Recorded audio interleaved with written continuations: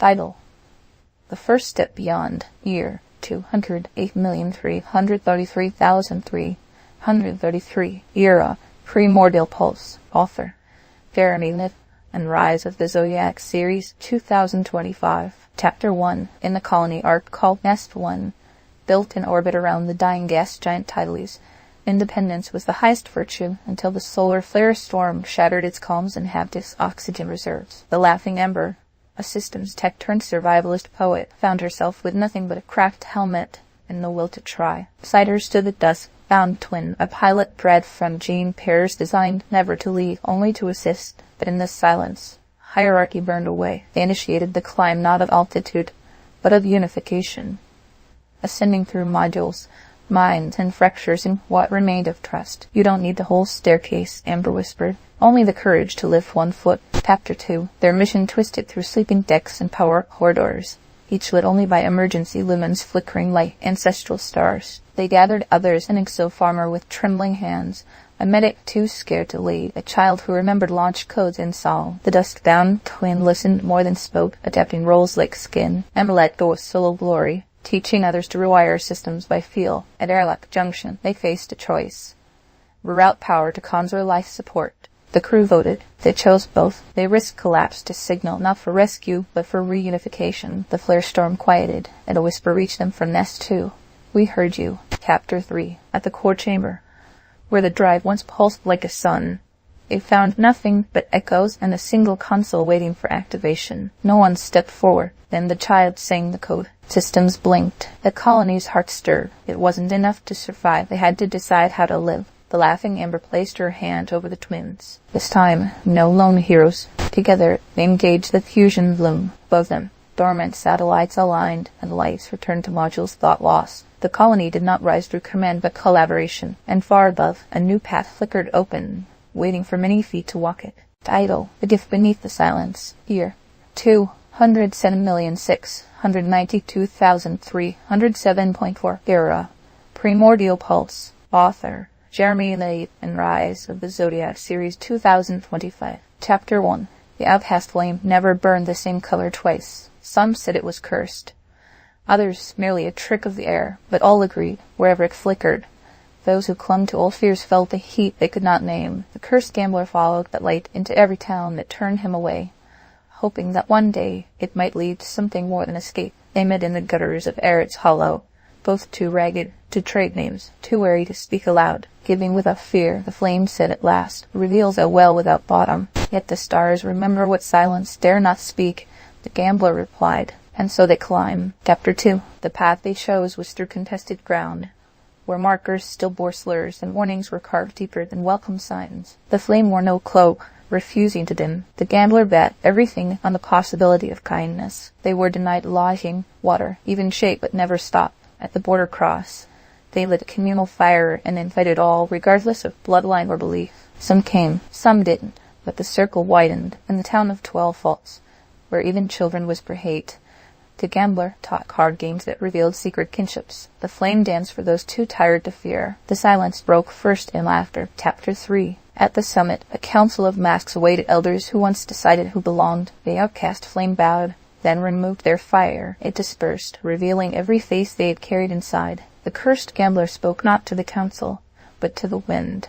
A tale of a child who lost everything but hope. No one clapped, but no one turned away. When they descended, they left no torch, only footprints leading both directions. By dawn, others followed, and in the valley below, for the first time in decades, the welcome bells were rung not by gatekeepers, but by those once kept out. Title: The Mirror That Laughed Back. Year 207,371,794.5. Era, Early Awakening. Author: Jeremy Levan, and Rise of the Zodiac Series 2025. Chapter 1. The village of Wink rarely blinked, tucked between a perpetually confused forest and a river that often ran backward out of stubbornness. Wink was famous for only one thing: its perfectly normal people who never did anything noteworthy. Dramatic, or especially brave. So when the caller of quiet things arrived, dragging a cart full of enchanted mirrors and whistling to herself in reverse, the townsfolk collectively flinched. No one in Wink owned a mirror, not because they didn't like reflections, but because they were terribly afraid of what their faces might say. I bring truth, she called, and also a little comedy, but mostly truth. The mayor, an elderly man named Blinn, who had worn the same beige hat for 37 years, stepped forward. "We don't need mirrors here. We already know we're average." "But are you?" she asked, eyes gleaming. Behind her, a spiral-shaped man uncoiled himself from a seated position. This was the Spiral Keeper. The keeper not of order, but of nonsense done well. His robes changed patterns with each blink, and his footsteps rhymed. "This village," he said, "is due for a reckoning. Funny one." The caller rolled out the first mirror and set it before the town square. "Who dares?" No one moved, until a goat wandered by, caught its reflection, and bleated so dramatically that 3 children began to weep, and one adult vowed never to eat cheese again. A boy stepped forward. His name was none of your business. That's why his parents had called him to protect his privacy. He loped, and the mirror laughed, not at him, with him, because he had just discovered he had potential. Chapter 2. Words spread quickly. The mirrors were not cruel. They showed truth, but in comedic form. A man who always boasted of his wisdom saw himself slipping on philosophical banana peels. A woman who judged others' style saw herself dressed in clouds and commanding attention. The village changed. People began practicing vulnerability with flair. One woman admitted she couldn't cook, but could sing to potatoes. The potatoes responded. A baker confessed his pastries were actually hollow inside. People applauded the honesty and started calling them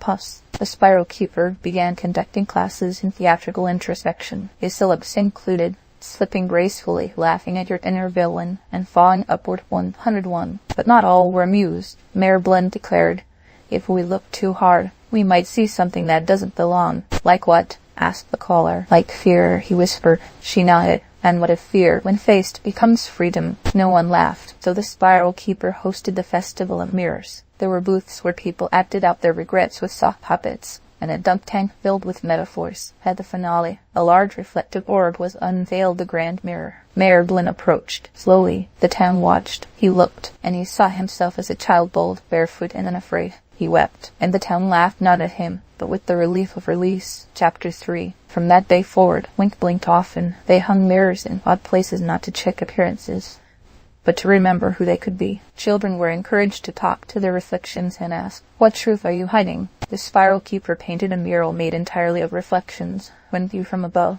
it formed the shape of a question mark, laughing. The caller of Quiet Things built a mirror library, where each pane held a different truth, and readers checked them out like books. Mayor Blinn retired and opened a truth cafe, where every coffee came with a personalized reflection. His bestseller? The Latte of Letting Go. None of your business. The boy grew up to become a teacher. His curriculum? Courage through comedy. At the edge of the forest, one last mirror stood. It bore an inscription. "If you cannot face the mirror, you cannot face the world." Visitors came from far away to look into it. Most cried. Some left. A few bowed. And the village of Wink, once a footnote, became a place where truth wore a smile and fear danced with hope. No longer average. Never again invisible. They faced the world together. Title: The Softest That Stood. Year: 206,410,256.2. Era: Primordial Pulse. Author: Jeremy Levan. And Rise of the Zodiac Series 2025. Chapter 1. This stranger who remembers had no name. Only stories left behind by others' wounds she kept folded in letters, worn into the lining of her coat. She wandered from ruined chapel to splintered market, never seeking recognition, only resonance, and a quiet hollow where children were forbidden to cry. She found the Keeper of Ashes rebuilding an orphaned hearth. True strength, the stranger said gently, reveals itself the moment you choose to be seen in your softness. The Keeper blinked away old salt, and together they turned toward the climb, carrying not weapons, but lullabies and promise. Chapter 2. Their passage sparked whispers. In towns where strength meant armor and silence, they shared bread and burden. At Red Hollow Crossing, they stood between a mob and a stuttering child, accused of inviting weakness. The Keeper knelt beside the child. The stranger opened her coat and read a letter. Words of a warrior once saved by a child's empathy. The crowd quieted. Some wept, not all believed, but enough listened. They left behind the chalk circle where the child had stood, marked not as a threat, but as a beginning. That circle was never erased. Chapter 3. At the peak of the climb, the council awaited guardians of tradition who asked for their proof of strength. The stranger held up her coat. The Keeper held up his empty palms. They spoke not of wars, but of the nights they sat beside the broken and sang. "We defend not because they're weak," the stranger said, "but because they matter." "And because we do," guided the Keeper. No gate opened. They walked past anyway, and when they descended, They did so with hands joined not to shield, but to uplift. Below, a town waited not to question, but to learn, and there softness finally became law. Title: The Descent of Spoken Pride. Year: 206,410,256.1. Year: Early Awakening. Author: Jeremy Levan, and Rise of the Zodiac. Series 2025. Chapter 1. They built the Tower of Echoes to scrape the heavens and silence the earth. Spires split the sky above Carn Vale, a land haunted by its own declarations. The tower's architects were scholars of supremacy, those who believed language could become law, and that words uttered with enough conviction could override reality. The first to fall is the stonecutter who questioned the base's proportions. He vanished between syllables. The second was a poet who snuck a metaphor into the structural code. She was found calcified mid-stanza. Now the tower stood completed, perfect, untouchable, until the language shaper arrived, cloaked in glyphs that rewrote themselves depending on who observed them. They walked with a tongue that never stayed the same. Their eyes blinked in different dialects. Their purpose: to bend speech before speech bent the world beyond repair. With them came the Iron Sentinel, an armored warden forged for regret and bound by no flag. He spoke only in truths, and only when silence failed to suffice. At the tower's base pilgrims gathered. They came not to worship, but to be heard. The tower did not allow that. They broadcast monologues on looped sermons of sovereignty, verses on belief, pride polished to a blinding gloss. The language shaper whispered, and the tower shivered. Chapter 2. Inside the tower, every level bore a name: triumph, dominance, invulnerability. Rooms echoed with oratory spells, words spoken so often they had calcified into psychic stone. No one touched the walls. They remembered. The Iron Sentinel stepped through a corridor called Righteous Flame, and watched as the light flickered at the edge of arrogance. "We must tread gently," said the shaper. "The air here is thick with unlistened to truths." On the floor of Certainty's vault, they found echoes that hadn't dissipated, just mutated. One whispered, "They will not challenge me." Another hissed, "No fall awaits the high enough. These words rot." The sentinel said, "No," replied the shaper. "They bloom wrong." At the pinnacle sat the chamber of final word, where the mouth of the tower, a being made entirely of sound, drifted. It inhaled silence and exhaled command. It had no face, only volume. "You have come to contest my tongue?" it bellowed. "No," said the language shaper. "I've come to teach you another." The sentinel placed a mirror of hammered stillness on the floor. It showed not reflections, but the truth of a voice's consequences. The mouth screamed, and the tower began to split. Chapter 3. As the tower cracked, it released its backlog of false declarations. Wars justified, betrayals dressed as loyalty. Dreams collapsed under the weight of grandiose promises. The pilgrims outside scattered, but not all ran. Some knelt and listened. They heard their own pride return to them, distorted and dangerous. A leader's speech from decades past returned and disintegrated the ground beneath him. A preacher's shout transformed into a noose of verse. A child's rope recitation fractured into a scream of need. The Iron Sentinel stood at the base, arms wide. "Fall," he said. "Greet the ground. It does not hate you." The language shaper stepped into the unraveling chamber and spoke in a tongue no longer known, only remembered. The mouth choked, and then whispered, "Strength is not in avoiding the fall, but in greeting the ground as part of the dance." With that, the tower fell inward, its stones forming a spiral. At its center grew a garden. No statues, no names, just benches and breath. The survivors were built not in height, but in depth. They formed listening houses, where speech was earned through presence, and pride was a cloak worn only when shared. And from the spiral's heart one phrase was etched: "Speak not to rise, speak to remain." Title: The Chain You Let Go. Year: 205,448,717.6. Year: Early Awakening. Author: Jeremy Levan, and Rise of the Zodiac. Series 2025. Chapter 1. They called it the Archive of Breath not because it recorded speech, but because it stored the last unfiltered exhalations of a dying planet. Orbiting the fractured world of Relos, the station shimmered with a translucent membrane, built from collective memories and bioluminescent data strands. It pulsed in time with the dreams of the sleeping population below, those who had retreated into synthetic stasis, waiting for a world no longer scorched. On board were caretakers, and among them the king in silence. He wore no crown. Instead, a band of neural thread cradled his skull, whispering every choice he refused to make alone. He ruled nothing but stillness, and even that he ruled by consent. Beside him wandered the one who drinks shadow, a figure of indistinct shape and purpose, who had once consumed Kate until it lost its sharpness. They spoke only when the air could bear it. The archive had detected anomaly code, a divergence in the collective dream. Something or someone was hoarding wisdom, refusing to share it with the communal cloud. The king in silence called for a listening, not a meeting, a listening. 100 voices entered the chamber. No one spoke. Instead, they synchronized breath. Chapter 2. The listening revealed fractures, knowledge silos, isolated dream loops, withheld restoration formulas. Fear had burrowed into the system, not fear of destruction, but of being vulnerable in consensus. The king paced the upper dome, speaking to the orbit itself. The wisdom is here, he said, but it's strangled by the ego of separation. The one who drinks shadow approached a dream, conduit flickering with corrupted memory. They touched it. A memory burst open. A scientist refusing to share her breakthrough because she feared being erased by group credit. She believed herself free, the shadow murmured. But what she called freedom was a chain shaped like fear. The debate began, softly, wordlessly. Dream threads danced and weaved, forming new clusters of transparency. The king broadcast the quote into the neural lattice. What you lose while healing was never freedom. It was the chain. Tremors moved through the archive. 1,000 dreamers stirred. Some woke early. They cried, then breathed, then reconnected. One by one, their knowledge uploaded, and the station began to glow, not mechanically, organically. Chapter 3. Relos had not healed, but now it could. With restored atmospheric synthesis codes, recovered ecological histories, and reintegrated healing systems, the planet stirred beneath the crust of ruin. The king in silence convened the first council of plural mind, not with the gentes, but with questions. The one who drinks shadow offered tea made from a plant long thought extinct. It tasted like reunion. A technician whispered,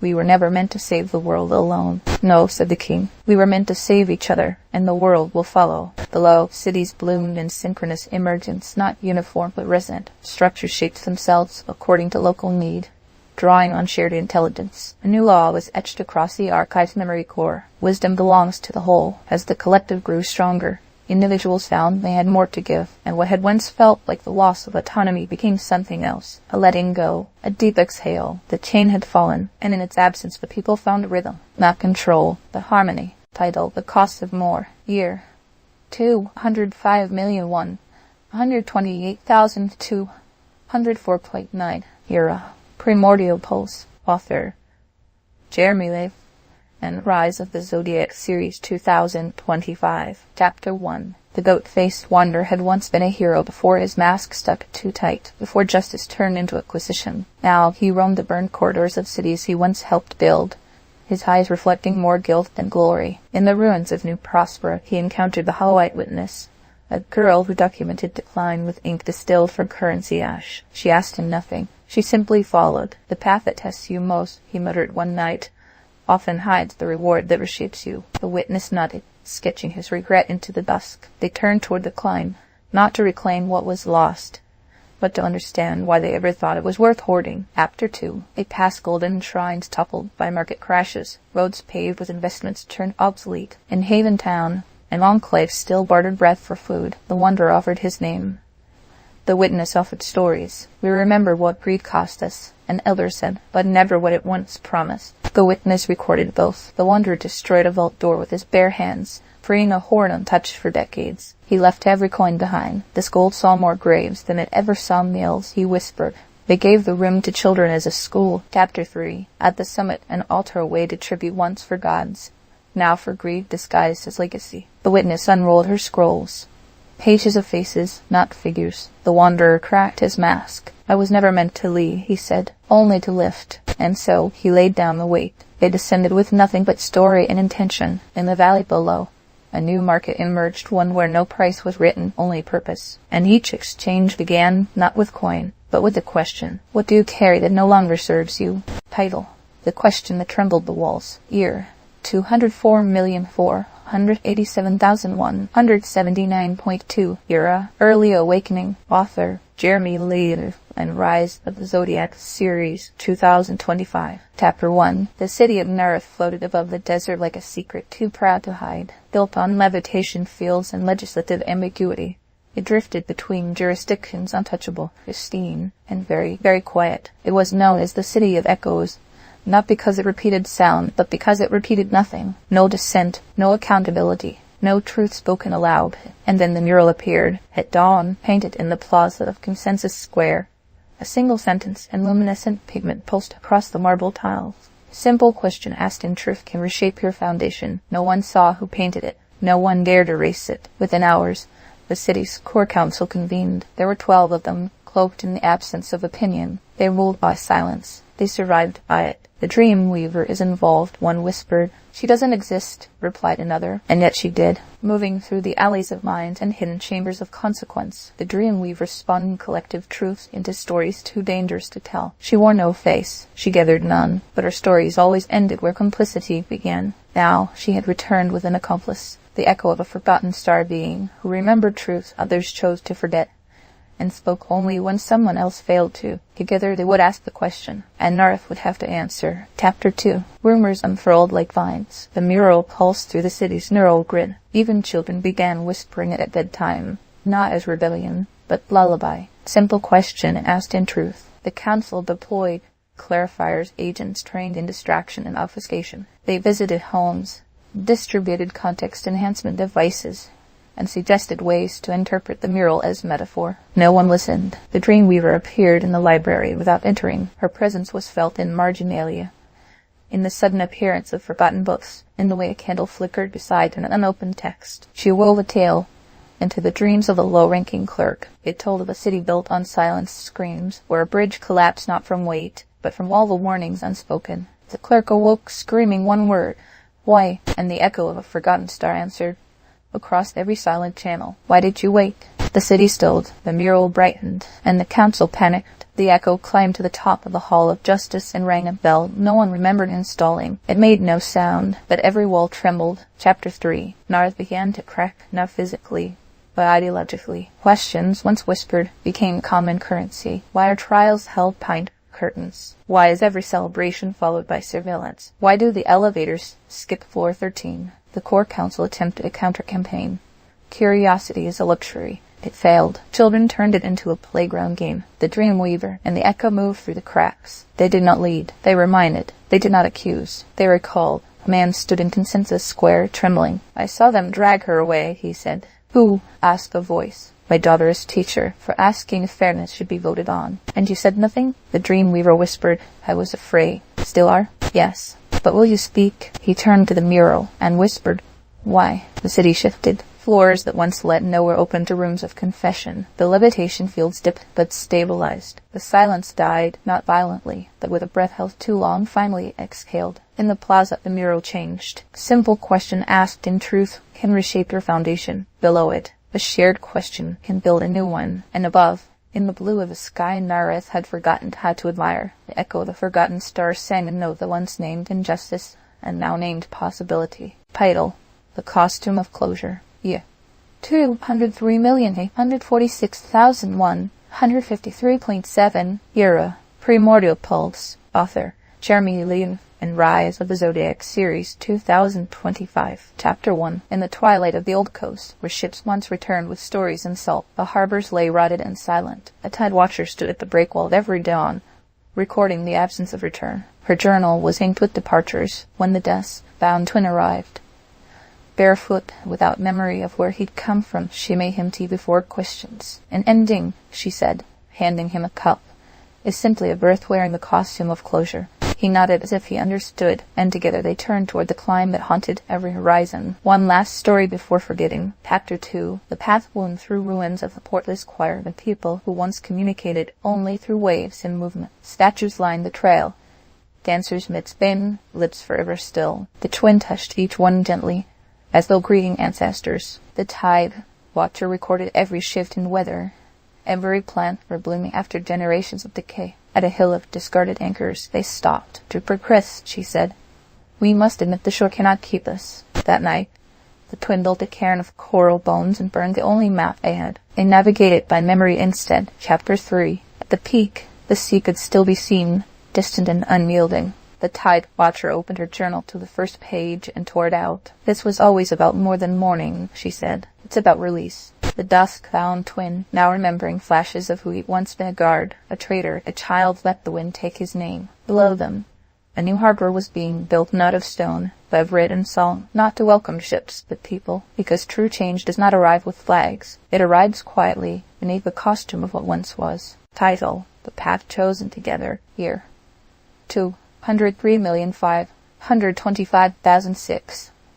140.7. Era, Early Awakening. Author, Jeremy Levan, and Rise of the Zodiac, Series 2025. Chapter 1. The village of Corvin didn't appear on maps, not out of secrecy, but because its roads refused to stay the same long enough to chart. Each morning, paths redrew themselves depending on the mood of the people. When there was peace, the trails flowed like water. When tension rose, they twisted like thorny vines, turning neighbors into strangers. Into this living settlement walked the oracle, dressed not in robes but in questions. They bore no staff, only a walking stick etched with thousands of footprints. Beside them skipped the laughing flame, a child-shaped flicker of intuition, who chuckled every time someone lied to themselves. They came without agenda, but the roads shifted toward them. At the village square, a place shaped like a spiral today, the oracle spoke. "Why do your roads mistrust you?" Silence passed. Then a voice from the crowd.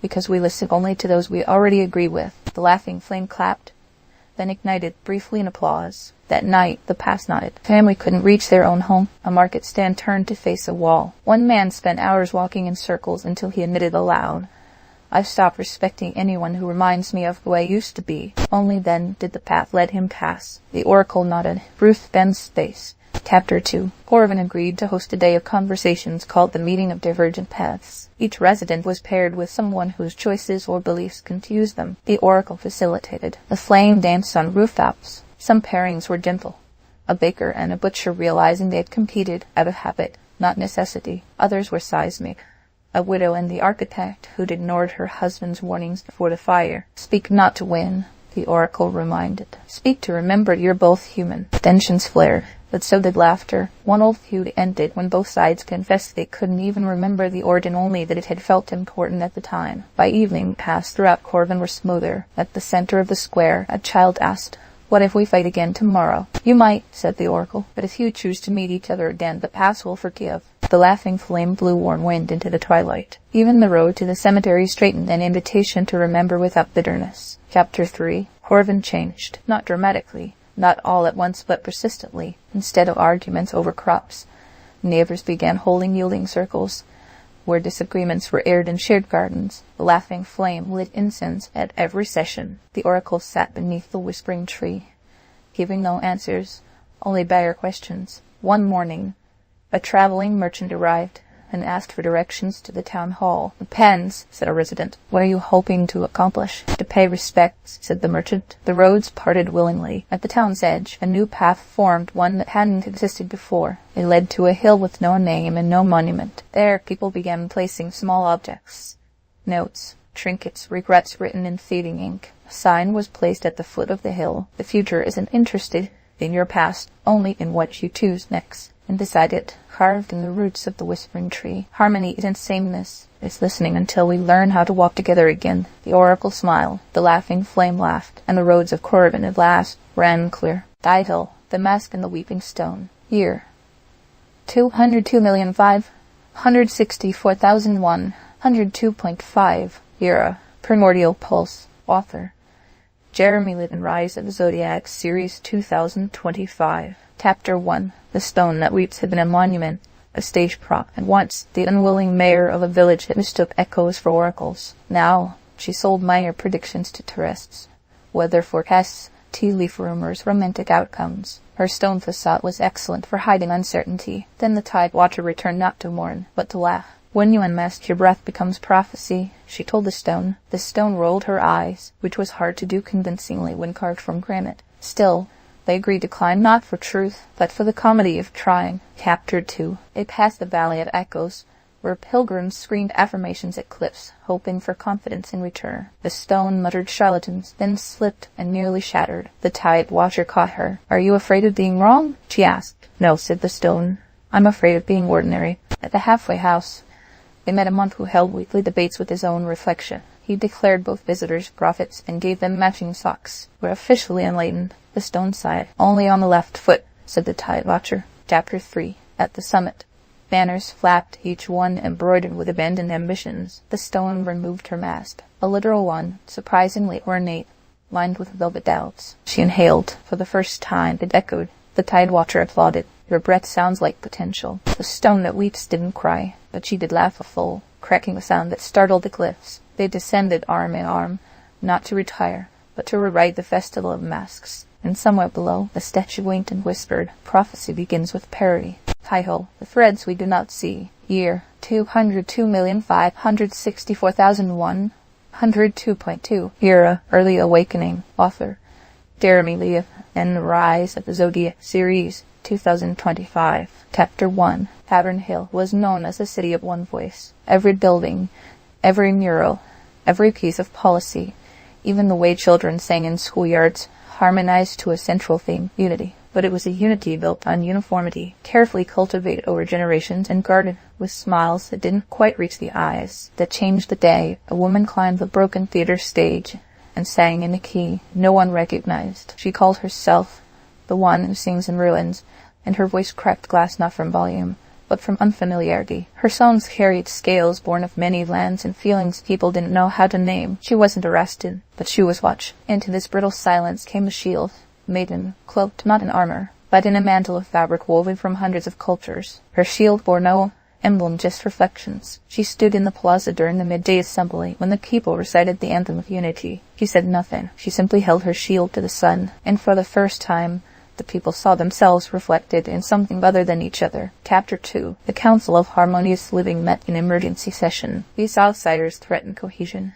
said Elder Brell, slamming his hand on a table crafted from consensus-approved timber. "They threaten stagnation," replied a younger voice, "and stagnation is a quiet kind of death." Meanwhile, the theater was rebuilt not by decree, but by volunteers moved by the song. The sings and ruined returned each night to perform, not to entertain, but to remember. Her music didn't preach, it pulsed. One night she sang a melody that echoed a child's sob from years ago. Another, she whistled the rhythm of a storm no one had spoken of since it shattered the southern farms. People began humming in the streets. Differently, the shield maiden taught stories with no heroes, only choices. "Unity," she said, "does not fear color, it learns its contrast." Children painted murals with colors not on the sanctioned palette. Elders wept at poems written in foreign mirrors. And slowly Tavern Hill cracked, not in ruin, in bloom. Chapter 3. On the eve of the Festival of Shared Light, the council issued an ultimatum.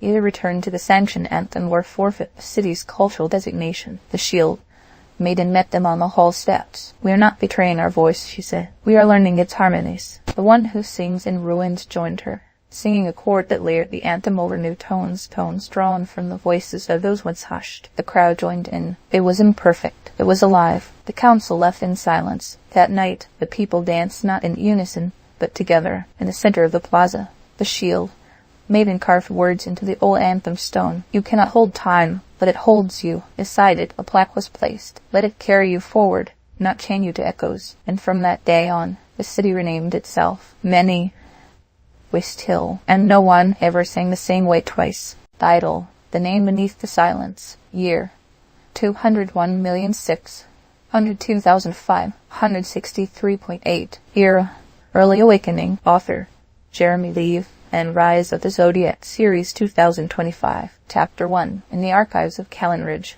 history was written not by the victors, but by those clever enough to disappear. The grand ledger of the realm bore no gaps, no contradictions. Every decree, every decision, every policy was recorded with immaculate clarity. But beneath the ink envelope, truth hummed quietly, waiting to be named. The scribe of vanishing things had once written those words. Now she returned not to inscribe, but to reveal. She wore robes of fading parchment, her quill hollowed from a bone of memory. Every step she took shed footnotes long buried. Her ink did not mark it unveiled. Trailing her was the echo-eater, cloaked in voices once swallowed by power. They did not speak, for their tongue was tuned only to forgotten truths. Their presence siphoned lies into silence, until the room remembered what it had pretended not to know. Howland Ridge was hosting the Centennial Fair of Progress, a glittering affair that celebrated prosperity and the unity of upward mobility. But the scribe whispered to a girl polishing the commemorative plaques. "Who isn't here to celebrate?" she asked. The girl blinked, then pointed at the servants' corridor, and the humming began. Chapter 2. The echo-eater wandered the halls of legislation,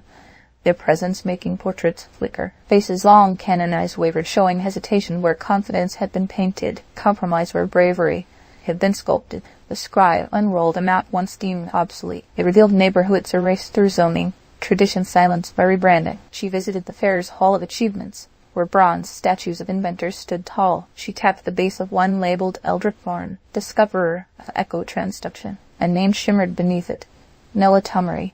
First echo synthesis redacted. The crowd gasped. Officials arrived. This isn't in the record, one snapped. No, said the scribe, but it was in the room. The echo eater opened their hands, and the air filled with whispers, real voices, layered like music. Workers who had proposed solutions, but were ignored. Artists who had been told, not now. Children who had been brilliant before they were compliant. The scribe handed a scroll to a council member. On it were names that had never made the ledgers. Not rewritten, remembered. Truth waits beneath every lie, she said, hunting its own name. Chapter 3. The Centennial Fair collapsed not in fire, but in questions. Booths emptied, statues reinscribed themselves. History blinked, but from the disruption rose something else. New gatherings formed circles where names were spoken freely. Not just those sanctioned. Skills were bartered. Stories recorded by scribes who no longer erased. The Hall of Achievements became the Hall of Contributions. The girl who had pointed at the corridor began a project. Voices of the unnamed. It filled rooms. The scribe of vanishing things walked to the edge of town, where a stone once marked the end of Callan Ridge. She etched a new phrase beneath it. Beginnings require room for all. The echo eater stood nearby, nodding as a child sang a tune their grandmother once hummed but was told to forget. And beneath the city, deep under layers of curated memory, the hum grew louder, not angry, just undeniable. It sang a single word. Welcome. Title. The Two-Handed Bridge. Year. 201,282,051.2. Era.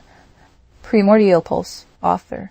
Jeremy Levan and Rise of the Zodiac. Series 2025. Chapter 1. In the town of Windtarth, where every street lamp was lit by hand and every secret shared in twilight, lived the Lantern Keeper. She lit more than lamps, she lit stories too. Her glow meant welcome, even for those who didn't yet believe they belonged. Then one dusk, the exile's comfort arrived, a traveler known only for offering shelter in words, not walls. He asked no questions and carried no past, but the townsfolk still watched him like smoke that refused to clear. Trust, the Lantern Keeper told him, is a bridge built by two hands, not one. He nodded. The next night he brought a second lantern. Chapter 2. They walked the dust path together, lighting corners too long neglected. The children followed, trailing laughter like breadcrumbs. When a bitter widow accused the exile of being a liar, the Lantern Keeper didn't defend him. She offered the widow her own match. If you don't trust his light, build your own, she said. The widow lit a lantern. Its flame danced beside his. In time, suspicion gave way to song shared over open windows, and stories passed without demand for origin. The town didn't forget,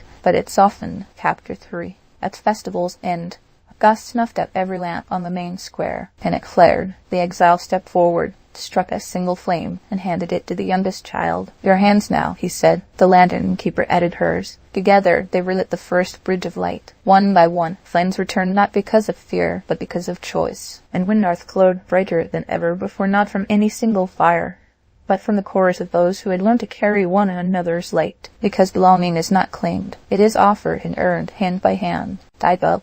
The furnace within. Year 200,006,141,025.3. Era. Early Awakening. Author. Jeremy Levan. Rise of the Zodiac. Series 2025. Chapter 1. In the choked ruins of Varnix's Reach, patience was not a virtue, it was a liability. The clocks no longer ticked in unison. The sun, filtered through the shattered sky grid, rose on its own whims. Everyone hustled. Everyone shouted. Quiet was criminal. Rest was rebellion. And then the flame walker returned. She wore ash like a second skin and left embers with every step. Her eyes burned, not with fury, but with memory of a world that once knew stillness. They said she had once crossed the fire trenches barefoot and returned with the secret of waiting. Trailing behind her was the alchemical fool, a figure dressed in robes, too garish for such a grim world. His laughter was unsettling. His potions always fizzed with the wrong color. He spoke in riddles, and yet, wherever he paused, plants dared to grow. They came to Varnix's Reach not with weapons, but with time, which was far more dangerous. Chapter 2. The flame walker stood in the square and said nothing for 3 days. People threw rocks, mocked her. Vendors hawked urgency like bread. Still she waited. The alchemical fool sat beside her, blowing bubbles that shimmered with half-formed dreams. One burst and revealed a forgotten lullaby. Another whispered a recipe lost to time. On the 4th day, the boy asked, "What are you waiting for?" She looked at him. "You." That night silence spread like wildfire. People stopped shouting. One man, long known for his barking rage, fell quiet and listened for the first time to the wind slipping through the broken cathedral windows. The next morning, the flame Walker built a furnace, not to burn but to refine. She placed inside it a grudge from rumor and a fear. Then she waited. Chapter 3. The furnace did not roar. It glowed, and in its glow people saw themselves not as they had become, but as they might yet be. The alchemical fool poured a drop of patience into the fire, and it hissed out a melody. You can fight the world, the flame, Walker finally said, but the real battle is always within yourself. A woman dropped her badge into the furnace, the badge of a regime that paid in obedience. It melted in reform as a seed. A child cast in a drawing he'd never shown anyone. The fire released the scent of rain. Soldier offered a dog tag. The fire answered with the sound of footsteps returning home. In time, Varnick's reach stopped reaching. It began building, not fast, not uniformly, but truly, a flame. Walker left without ceremony. The alchemical fool stayed long enough to plant a garden, and in the center of town, the furnace burned, not in hunger, but in welcome.